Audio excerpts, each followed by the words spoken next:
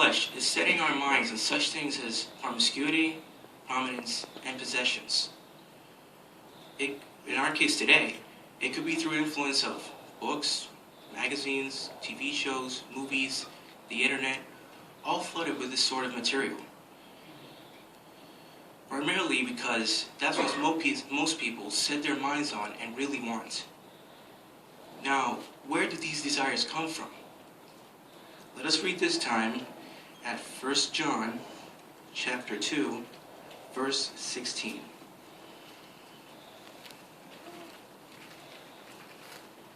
That is 1 John chapter 2, verse 16.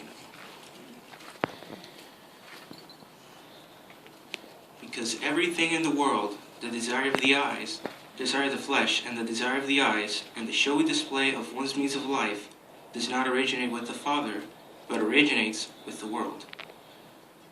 So, how is that a problem for someone who wants to serve God? Let us go to the Bible again, and this time, let's read James chapter 4, verse 4. That is James chapter 4, verse 4. Adulteresses, do you not know that the friendship with the world is enmity with God? Whoever, therefore, wants to be a friend of the world is constituting himself an enemy of God. As the scriptures tells us, setting our minds on these desires makes us friends with the world. And that, as we just read at James 4:4, makes us enemies of God.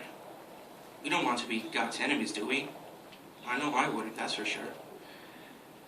Therefore, it is vital for us to set our mind on the things of the Spirit and be friends with Jehovah our God. We do this by bracing up for activity, building our life around a spiritual routine that includes, number 1, regular prayer, where Jehovah assists us by answering our prayers for his help in coping with temptations or inclinations. Number 2, Bible reading and study. Lesser matters may have to give way because of lack of time, but never the word of life. It is to those who adopt this view that Jehovah promises, I will let myself be found by you. Number 3, meetings.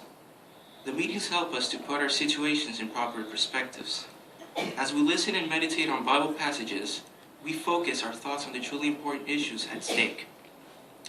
And number 4, the ministry.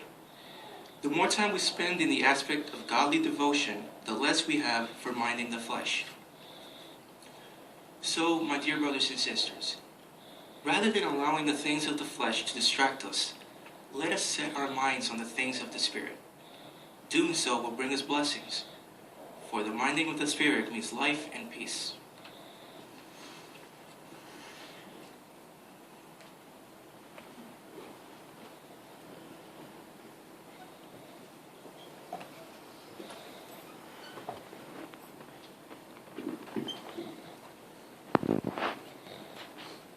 Thank you very much, Brother Nikat. Excellent discussion for us. I like the way that you use the scriptures, the way you introduced them. A couple of times you used a question that you posed to us. That was good. And then at other times, the questions throughout your delivery. Very good. Got us thinking. And especially your introduction. Right to the point, 30 seconds. Beautiful. Get us in thinking in that mode. The other thing that's very important and that you did a good job with is covered on page 86 of our ministry school book, Words Clearly Spoken.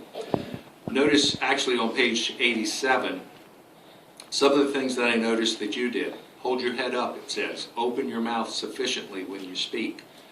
Practice relaxing your neck, jaw, lip, and facial muscles and throat muscles. This will allow your speech to become even clearer. Not that you had a problem with it, but this is what is in our book. And what you also did very good with is what it says not to do. Don't slur expressions, run them together. So it was clear, distinct, and you had such vital information, it was good to listen to you. So we appreciate that very much. You were going places. Okay, well.